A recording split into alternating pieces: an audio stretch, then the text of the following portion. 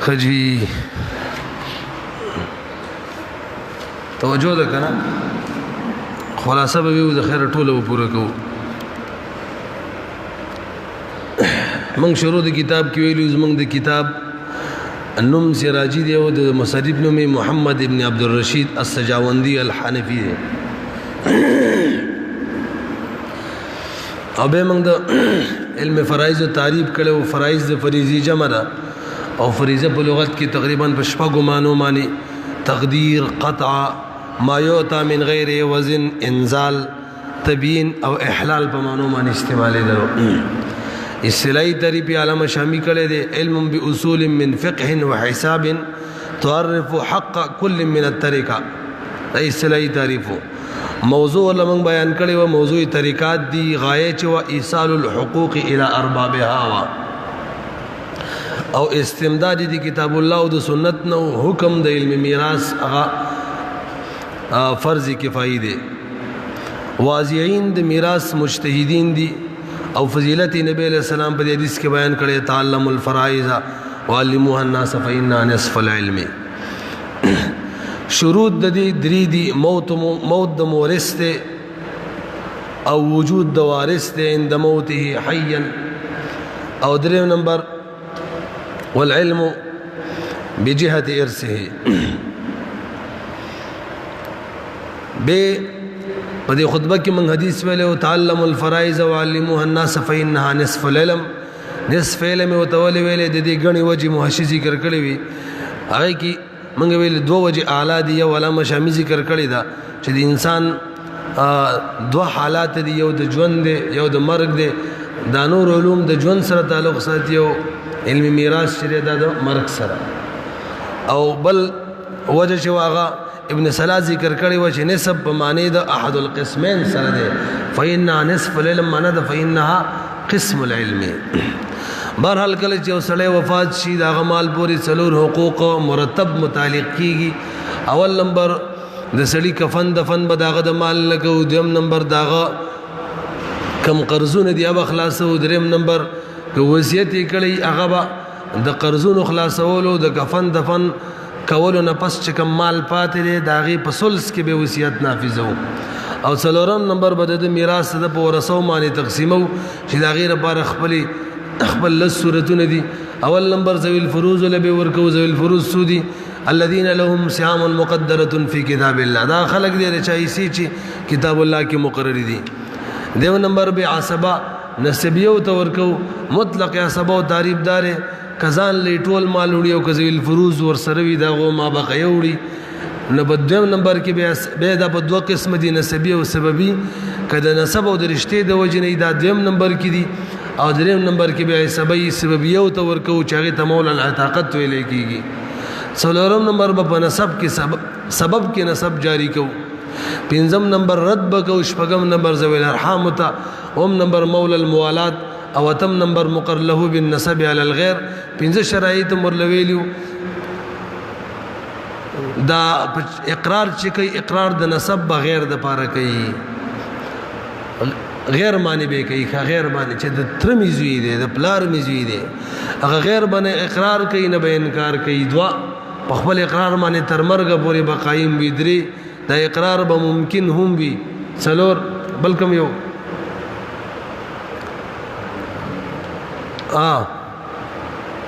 پنځو کنه. اول نمبر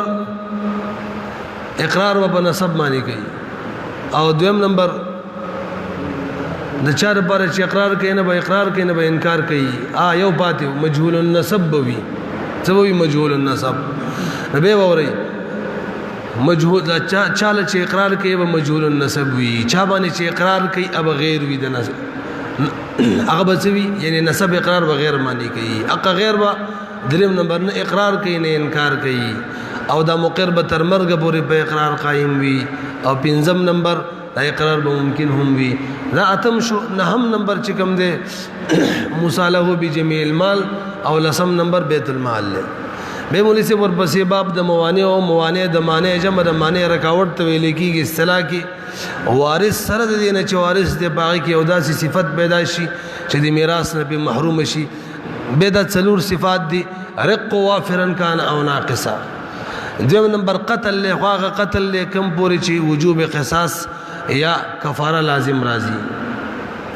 او دریم نمبر اختلاف د دین دی. او څلورم نمبر د کفار مبارک دی چې اختلاف دارین دی، د یو دار کافر د بل دار د کافر نه میراث نشي وړي. به ورپسې باب معرفت الفروض او مستحقيها. پدې کې مونږ ویلو فروض قران کې شپږ دي: نسب، ربع، ثمن، ثلثان، ثلث او سدس. او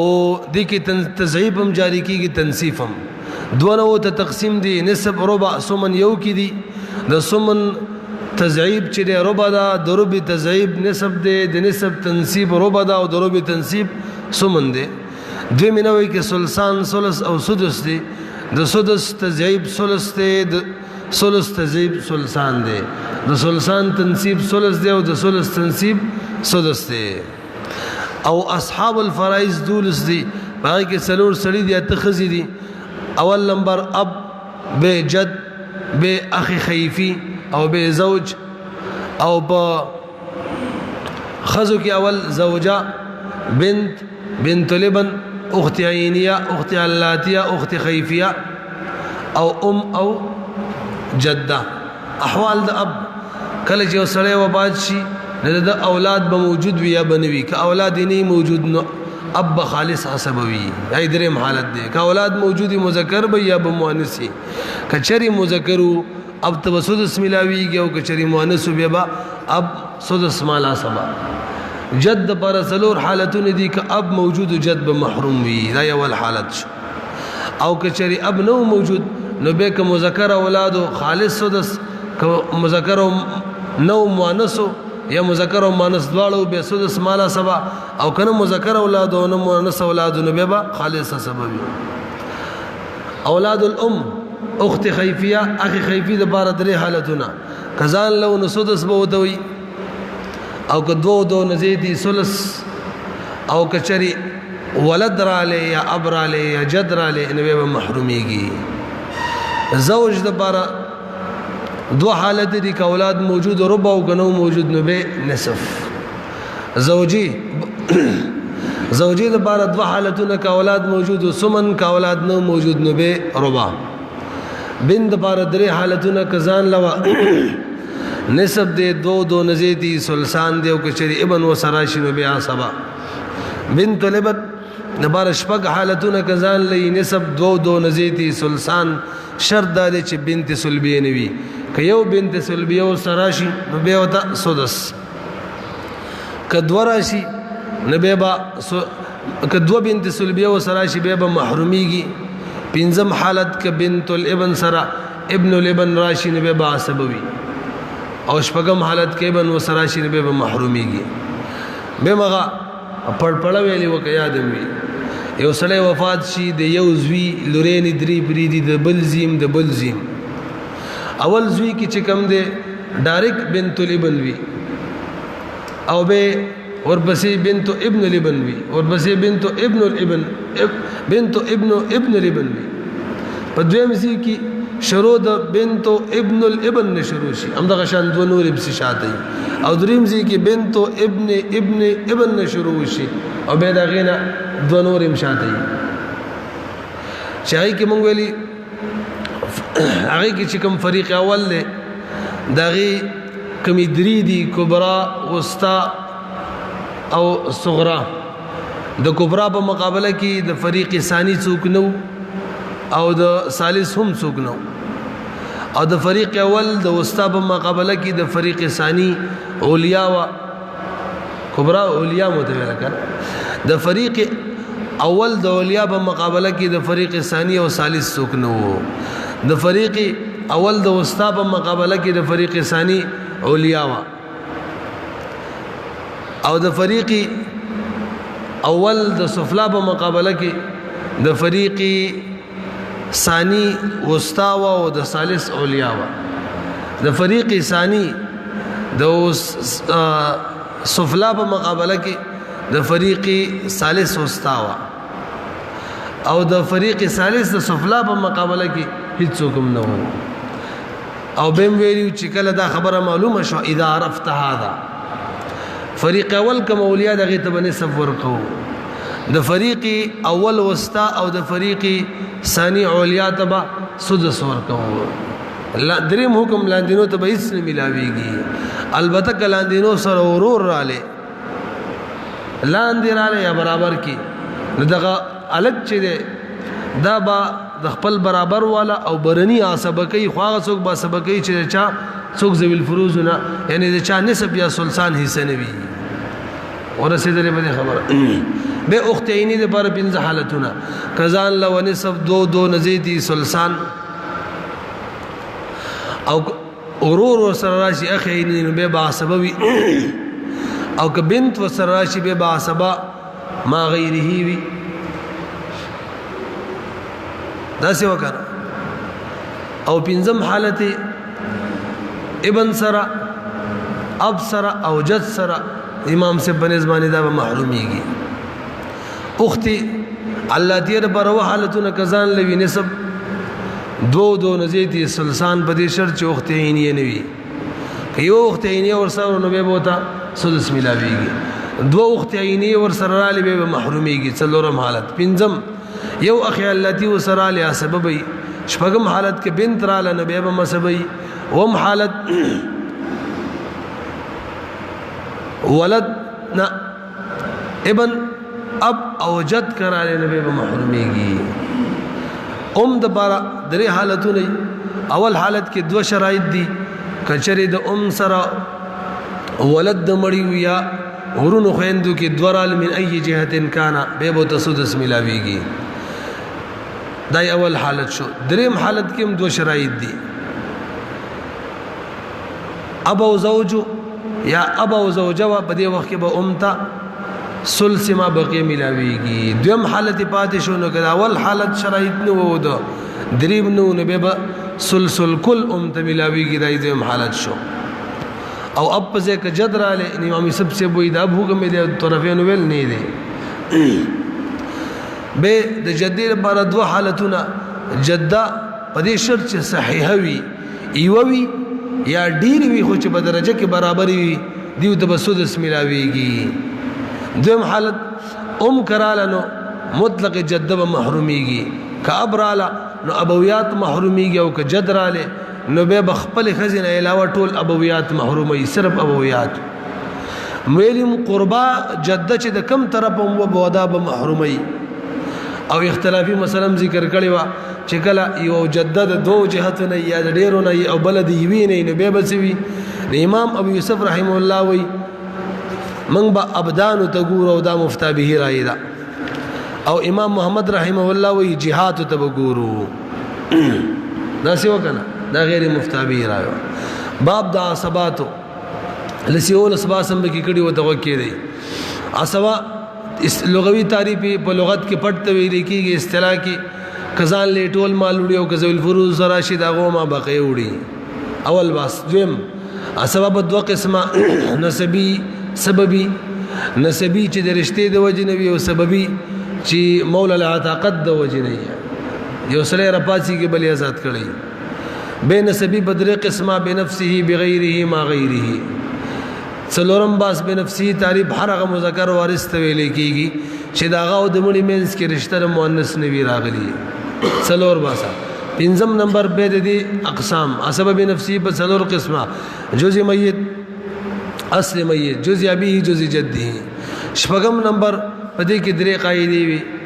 یو الاقرب فالاقرب کې یو قاعده یو قوت قرابته الاقرب فالاقرب کې به دوه نو ټول درې شو لیکا الاقرب فالاقرب کې هو حقيقي و کزوی موجود وي نو سیبه محروم وي دغه شان پلار موجود وي نکبه محروم وي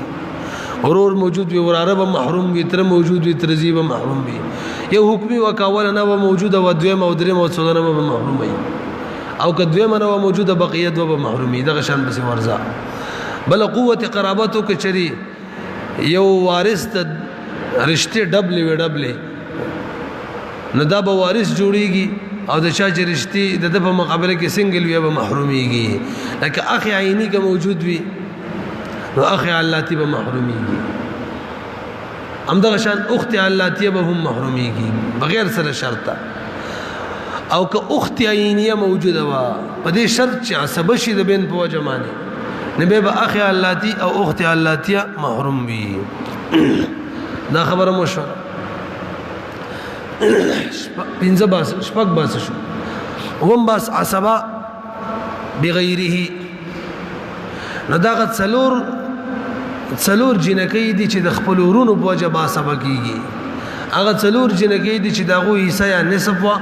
یا سلسان وا بنت لبن اخت عینیه اخت علاتیه دا څلور وړه د خپل ورونو په وجه باندې باسبه کیږي خودلتم قاعده ویلی وا د خپل رور په وجه باغ څوک باسبه کیږي څوک چې ذوی الفروز نه لہذا عامه چې د عام په وجه باندې ناسبه کیږي به اتم باسم ویلی عصبه ما غیره عصبه ما غیره دا دو جنکی دي چې د نور جنکو په وجه عصبه کېدلې اڅوک دي اخت عینیه اخت علاتیه دا دواړه بنت لبن په وجه باندې عصبه کیږي مم اخر العصبات ویلو عصبه سببي موږ ویلو کله چې ذوی الفروز نه بقای مال پاتې شي عصبی نسبی به وړي او کاغه نه موجود به سوګړي عصبی سببي او عصبی سببي کې صرف کا عصبی سببي نو نبی ملته څلورم نمبر ویلو شروع کی نبی بداغه کې نسب جاری کیږي یعنی عصبه بنفسه به جاری کیږي او هغه کې مؤنثات نشي وړي ځکه هغه کې شرط دار چې هغه مذکر وارث ته ویل کیږي داسې وکنه البته اته زینتی مستثنا دي چلته جنې هم د طاقت میراث ولې شي خزم ولې شي حکم کم اعتقنا او اعتق من اعتقنا دوا كاتبنا او كاتب من كاتبنا څلور دبرنا او دبر من دبرنا او وم نمبر او جر ولا معتقهن او معتقهن دلتم به نهم نمبر کې دوا قاعده ویلې نه هم د کلسم شو دوا قاعده ویلې کچري مولا یو سړی وفات شي مولا یې ني د مولا ابن او اب موجود ویني به نو دې کې اختلاف دی امام یوسف رحم الله وی ولا با سدس ولا با اب د پاره باقی بد ابن د پاره وی او طرفین وی چې ټوله بد ابن د پاره او کچره د مولا جد او ابن موجود به اتفاق د ټول بچا د پاره وی ابن د پاره او به مسله ویلی و من ملک ذا رحم محرم منه اتقاله ولا چې یو درې جنکی دي کبرا وسطا صغرا او دا خپل پلار والی پلار دو کسان چې دی هغه پلار والی صغرا او کبرا پلار والی په 50 روپۍ والی 10 روپۍ پکې کبرا ور کې 3 سي او 10 روپۍ پکې صغرا ور کې 2 سي نبی چې دیو تا د پلار وفات شي میراث پری دي نو بشری کمانه بو تسلسان ملاوي شي او باقی کوم سل شفات شو هغه کبرا او صغرا اخلي 3 سي به کبرا اخلي او 2 سي به صغرا اخلي او مسله بر 45 نه جوړيږي نام جوړه کړی دا باب الحجب حجب په لغت کې پردې ته ویل کی اصطلاح کې د یو وارث په وجه د بل وارث حصہ مکمل ختم شي یا د یو وارث په وجه د بل وارث حصہ کم شي دي ته ویل کیږي حجب دا په دوه قسمه دی یو ته حجب نقصان ویل کیږي بل ته حجب حرمان ویل کیږي حجب نقصان دی ته ویل کیږي چې د یو وارث په وجه د بل وارث حصہ کم شي او دا د 15 کسانو د پاره کیږي او زوجین دوا درې بنت لبن او اخت لابن او دویم نمبر حجب حرمان دی حجب حرمان تعریف دار چې د وارث په وجه د بل وارث حصہ مکمل ختم شي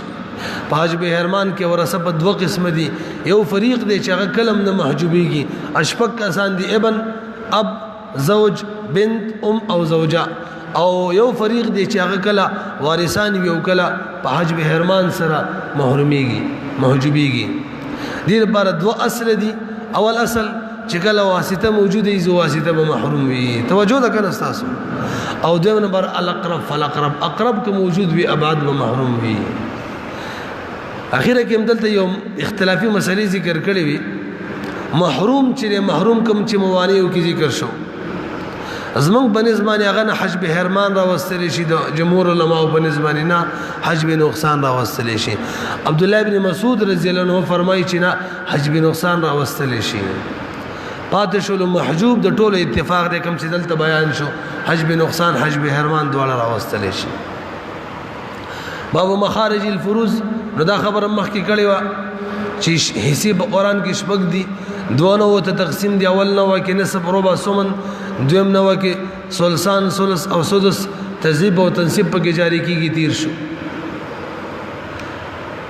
نو مخرج به څنګه جوړو دي لپاره موږ وقایدې ویلې وي پنځه کتاب کې وي. اوله کشری په دغه شپږو حصو کې یوه حصه راشي فقط نو د هغې د مسمى عدد نه به مسله جوړیږي مګر نسب چې هغې کې به د دوه نه مسله جوړیږي. دویمه قاعده که د اولې نوع د یوې نوع دوه یا درې راشي نو کومه چې اقل حصه ده د هغې نه به مسله جوړیږي به الفاظ دیگر. کومه چې ظاهره کې لوی عدد د هغې نه به مسله جوړیږي. نسب او ربع کې به د 4 نه، ربع او سمن کې به د 8 نه.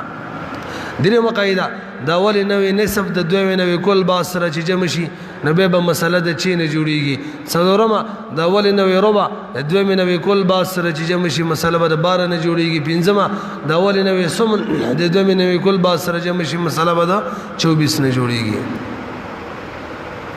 دو قاعدې انسان لویلې وي که د اولې نوع نسب ربع سمن په شریکه دویمې نوع سره جمع شنو به نو کوم چې اقل یې سي دا غیله به اعتبار وکي. نسب او ربع جمع شوله ګویا چې ربع جمع شوی 12 نه جوړوا او ربع او سمن د دویمې نوع سره جمع شنو ګویا چې سمن جمع شوی 24 نه به جوړي. او ومه قاعده ویلې و د فتاوونه چې خالص عصبات په مسله کې راشي د عصبه او تعداد نه مسله جوړي. ورپسې باب العول نو اول په لغت کې مونږ ویلو میلان ته ویل کېږي او اصطلاحي تعریف یې دا دی کله چې په مخرج باندې حصې زیاتې شي مخرج تنګ شي د حصو نه نو د حصو موافق مخرج غټولو ته ویل کېږي عول. او مونږ ویلو مجموعه د مخارج ودي 2 3 4 3 6 8 12 او 24 ټول څو شو. په دیو کې بدریو کې اول کیږي پچیو کې اول کیږي جفتم کیږي طاقم کیږي ستم کیږي اٹتم کیږي نوتم کیږي دستم کیږي. په 12 کې اول کیږي صرف طاق کیږي 13 تا 15 تا 17 تا او په 24 کې اول کیږي صرف یو اول چې هغه 27 ته کیږي. راسي په دې لکه مسله منبریه کې دا خبره وا به ورپسې فصل فی معرفت التماثل والتداخل والتوافق والتباين بین العددین. عدد تعریف هم کړي او شمارلو ته ویل کېږي لغت کې او په اصطلاح کې عدد هغه هندسه ته ویل کېږي چې د خپل اطراف د مجموعي نصف وي لہذا ایک عدد نه دی. د دوه عددونو مینس کې چې نسبت دی نو دا څلور قسمه. اول نمبر تماثل، تداخل، توافق، تباين. تماثل چاته وي چې دوا عددونه خپل منځ کې مساوي وي. تداخل چاته وي چې مساوي نه وي خو وړو کې عدد چیرې دا د غټ عدد فنا کوي غټ عدد په صحیح تقسیمېږي. توافق چې دوا عددونه مساوي نه وي وړو کې غټ نه فنا کوي. دریم د عدد وي چې دواړه فنا کوي لکه 8 او 20 مثالو 4 چې دواړه فنا کوي. تباين چې دواړه مساوي نه وي وړو کې غټم نه پنا کوي. دریم هم د سیادت نه چې دواړه پنا کوي دی وخت کې به تباين نسبت وي. به موږ به څنګه پیژنو چې دیو کې نسبت د تباين دی او کې نسبت د تداخل له توافق دی. موږ ویلو چې وړو کې عدد بدلوي نه کمو یو پیره یا بار بار نو تر دې پورې چې په یو عدد باندې په یو مرتبه باندې جمع شي نو کدا مرتبه غیر عددو یعنی ایک نو به تباين نسبت یو کا عددو نو به ګور یو طرف کمولو منګه کنه دواړو طرفم کمواله کولو که یو طرفم کمولو نو به تداخل له کو دواړو طرفو نو به توافق دی. باب التصحیح تصحیح په لغت کې صحیح کولو ته ویل کېږي او په اصطلاح کې یو داسې عدد تلاش کول چې داغي عدد نه د هر وارث صحیح روزي دي ته ویل کېږي تصحیح. تصحیح لپاره و اصول دي او دري یو نوع کې دي او څلور بلی نوع کې دي. توجه ده کنه. اولنو دریو نو علامه دا چې په یو طائفه کې به کسر وي مشترک حکم ادا دي صيام او روس منس کې بنسبت ګوري نو درې قاعده دي وخت کې متوجي کیږي کشر صيام بروس باندې صحیح تقسیم دل داله چې نسبت د تماثل وي یا تداخل وي صيام زیات وي روس کم وي نو بدی وخت کې فلا حاجت الى ضرب. دویمه قاعده کشر صيام بروس صحیح نه تقسیم دل نو کچره د صيام او روس منس کې نسبت د توافق او وفق د روس برواله مسله کې بوله ضرب ورکې.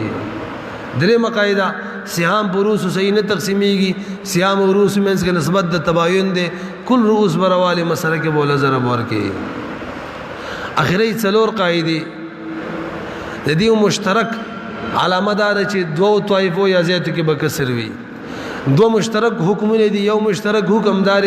چول بعد د محفوظ روباسي صيام او روس منس کې بنسبت ګوري توافق په صورت کې به وفق محفوظه تباین په صورت کې به کل محفوظه او هغه تداخل چې هغه په حکم د توافق کې هغه کې هم دخل محفوظه.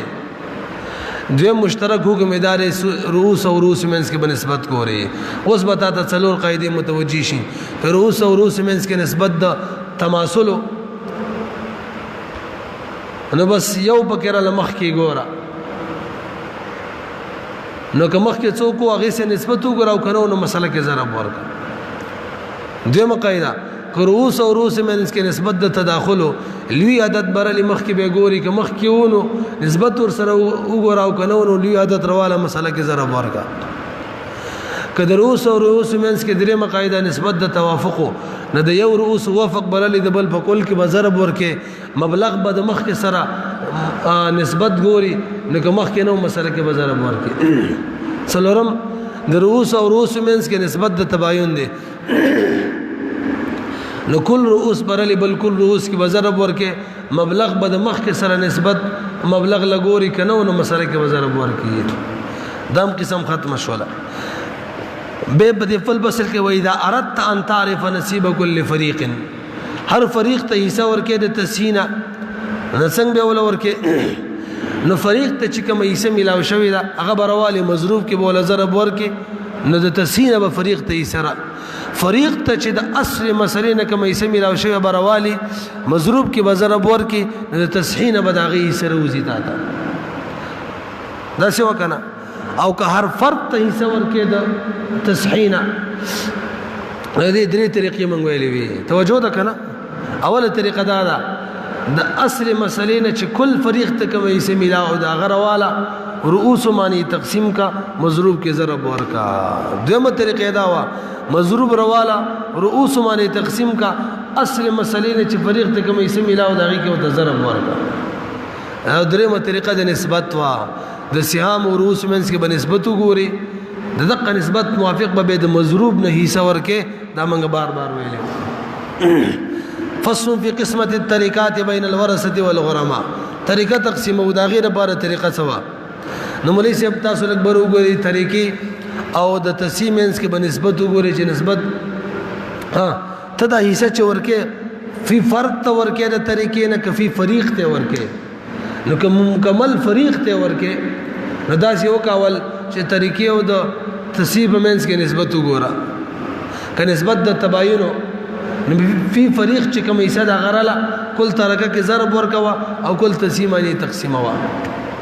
او که چې نسبت د توافق نو د فریق کوم حصہ د تسهین ده غرله په وفق د طریقه کې ضرب ورکوا او په وفق د تقسیمانی تقسیموا په نه شلې فی فرد ته ورکه نو فی فرد چې کوم حصہ ده هغه بروالی تباین په صورت کې په کل طریقه کې به ضرب ورکې کل تقسیمانه به تقسیم کی توافق په صورت کې به دغه فی فرد حصہ روالی او په وفق د طریقې کې به ضرب ورکې او په وفق د تقسیمانه به تقسیم کی. او کچری یو سړی وفات شو دغه شاته قرضداران پاتې دي میراث کم دی قرضدار او قرض ډیر دی موږ به داسې وکړو چې میت به جوړ کو قرضدارانو نمونه به ولیکو داغو قرضونه به داغو دلان دی ولیکو دا قرضداران به په منزله د رؤوس شي داغو قرضونه به دا په منظره د سهام شي مجموعه د قرضونو به مخرج او مسله جوړ کو او باقی به هغه کار کو کوم چې مخکې کړو. طریقه کې چې کله کسرو نو داغي طریقه به وتغټو مسله به مغټو څنګه به غټو مخرج د کسر کې بزر بور کو طریقې لا او ایک به سره جمع کو مجموعه به طریقه شي او په مخرج د کسر کې به تسیه مسلې له ضرب ور کو بس ایک میک به سره جمع کو قصې تیری شوی کنه به د تخارج بیان او تخارج په لغت کې معنی د استل اصطلاحي تعریف یو وارث رپاسي کی یو معینه حصہ د نور یو وارث رپاسي کی یو معینه حصہ چې د حصے نه کم وي د نور ورثو پر رضا باندې واخلي او د مين نوزي د تسویل کیږي تخارج ردی حکم دار تب مسله مکمله جوړه کی نو کم کس چې د تخارج کې میراث نوزي دغه کم حصہ را او به د مخرج نه د مسلې نه به کم کی مطلب مسله د 32 نه جوړه شوې ده کم کس چې وزي دغه 5 حصے دي 5 حصے چې د 32 نه کم کې سو به پاتې شي 27 به مسله د 27 نه جوړه شي طریقه چې تقسیمې به په 27 باندې تقسیمې دا خبرم ختمه باب الرد وليس برد په لغت کې مونږ ویلیو زد داول دی واپسې ته ویل کی اصطلاحي تعریف ادارې چې کله حصے کم شي د مخرج نه مخرج لوي شي په حصو باندې نو د غزيتي حصے واپس رخصتل او په ذوی الفروض باندې علی قدر حقوقهم تقسیمول دی ته ویل کیږي رد کې دویم مسله د جمهور علماو او د امام صاحب بنسبت جمهور صحابه او زمونږ د حناف بنسبت رد شتا زید ابن ثابت رضی الله تعالی عنہ امام مالک امام شافعی صاحب رحمه الله بنسبت رد نشتا څوک چې وای رد شته نو د رد څلور صورت دي د هر یو سره دغه حکم هم ډایرک بیانو اول صورت دو اصطلاحات یوم يرد علیه یوم لا يرد علیه من يرد علیه چاته ویل کیږي چا باندې چرد کیږي من لا يرد علیه چا باندې چرد کیږي راځي ول اول صورت چې کله مسله کې من يرد علیه راغلی یو جنسنا ولا يرد علیه ورسره نوي نو د رؤوس د تعداد نه به مسله جوړیږي دای حکم شو دویم کله چې په مسله کې من يرد علیه یو جنس راغلی مختلف الجنس راغلی لا يرد علیه ورسره نوي نو د رؤوس د سهام د تعداد نه به مسله جوړیږي دای حکم شو دریم من يرد علیه یو جنس راغلی ورسره لا يرد علیه هم راغلی دي نو حکم ادا ده اول حکم دار چې د اقل مخرج د من لا يرد علیه نه مسله جوړه وغلط مې ویل صحیح ویل من لا يرد علیه د اقل مخرج د مسله جوړه کو دغه حساب د اقل مخرج نه ولور کو مثال 4 نم جوړ کړه 1 مغله ور زوجها نو بقيه چې کم پاتې دي دا که په من يرد علیه په مسله باندې صحیح تقسیم دل نو ډیره خلا دا یو صورت شو که صحیح نه تقسیمېدل نو به موږ وګورو چې ما بقایا او ما يرد علیه پتا رؤوس کې سنس مساله کې سنسبت ده مساله کې ومکا نو کې شری نسبت د توافق نو وافق د ما يرد علیه د مسلې برلو او د من لا يرد علیه مسلې کې بوله ضرب ورته او که نسبت د تباین نو کل مسله د ما يرد علیه برلو په کل مسله د من لا يرد علیه کې بوله ضرب ورکو زین تم سره راضی کنه ته هم تازه ویلو څلورم صورت چې کله من يرد علیه مختلف الجنس وی لا يرد علیه ورسره راشي نو دې هغه اولنې حکم مشترک ده چې موږ به د من لا يرد علیه ځان له مسله جوړ کو د اقل مخرجنا د من يرد علیه مسله بزان له جوړ کو من لا يرد علیه ته بخپلې سور کو دو صورت دي کم بقایا پاتې شو دا په من يرد علیه باندې صحیح تقسیم دل نفبها یو صورت دي سره ویلې مو کنه او که صحیح نه تقسیم دل نبی من يرد علیه مسله روالو لا يرد علیه په اقل مخرج کا مسله دای کی بزر ورکو تصحیح چې کم جوړه شو ولدا بر دوړو د بر تصحیح حصے چې ورکو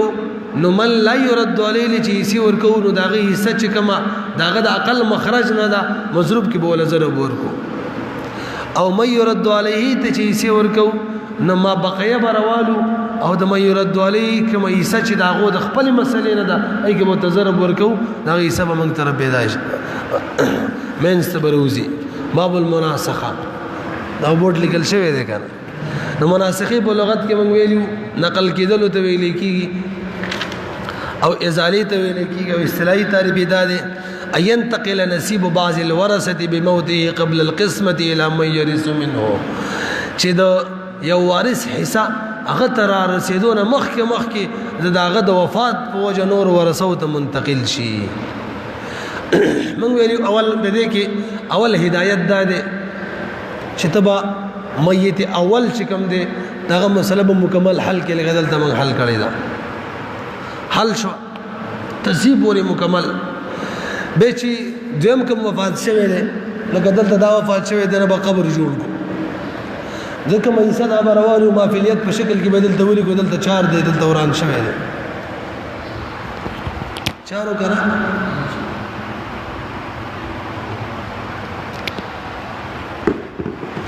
نبه با د مافیلیت او دویم میت چې کوم د مسله مکمل حل کو مکمل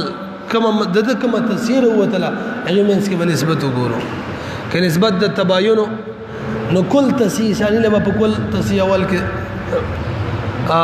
څوکو ضرب ورکو او که توافق نسبت نو وفق د تسی ثانی کې با ضرب ورکو تسی اول لرا صحیح به چې سی ورکو نو کم تسی مړ اول مړ چې کوم شوه برا اغه کوم کسان ژوند دي نو پاول صورت کې چې تباین نسبت نو کل تسی ثانی کې مولا ضرب ورکو او دویم صورت توافق نسبت او تسی ثانی په وافق کې مولا ضرب ورکو لاندینو له چې سی ورکو نو د مافیلیت اول صورت کې په کل کې مولا ضرب ورکو داری وې سیلا او دویم صورت کې با د مافیلیت په وافق کې راسوا به درې مړ جوړ کو چې کوم درې مړ شو هغه نه به د شان قبر تاو کو هغه جوړ کو دا کوم ایسره مکمل هغه مافیلیت جوړ کو لکه دلته 27 جوړه شوې ده د مسله مکمل هل کو کوم تاثیر هو تلا لکه چیرې وته ده چې دا کنه د دې مینس کې نسبت وګورو لکه 27 او چې کوم نسبت کتلې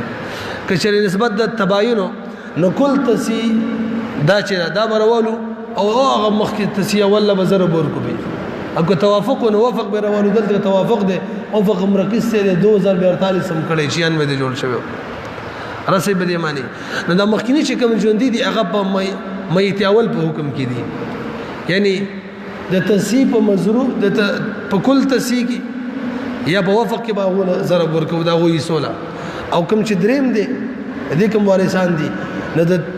مافیلیت په وفق یا په کل کې بد دی حصوله ضرب ورکو دغه شان صدرم کې ممتا کار کوو اخر کې بل احیا ولیکو کوم کسان ژوند دي وټول ولیکو سره د نمونو او دغه حصے چې کوم دي هغه وټول راغونډي کو دغه دلاندې به ولیکو مسله به حل شي او الله پاک دې موږ او تاسو لا په دې خبرو باندې د عمل کول توفیق راکړي تاسو ټول دې الله پاک با عمل عالمان جوړ کړي دا دوام نه او منګ ټول دی الله پاک د خپل ذات نه غیر بل چاته کلم محتاج نه کی دا دعا کوي نه ځان محتاج کوي چاته او دوام دا کوي چې الله پاک من کلم چاته محتاج مکی دا ستا کوم احتیاج دی دارا تقبل دی بل چاته ما محتاج ان شاء الله تعالی الله پاک موږ او تاسو با عمل عالمان جوړي او د خپل ذات نه غیر بل چاته نه محتاج او اخر دعوانا الحمدلله رب العالمین بس دې کنه دا خلاصه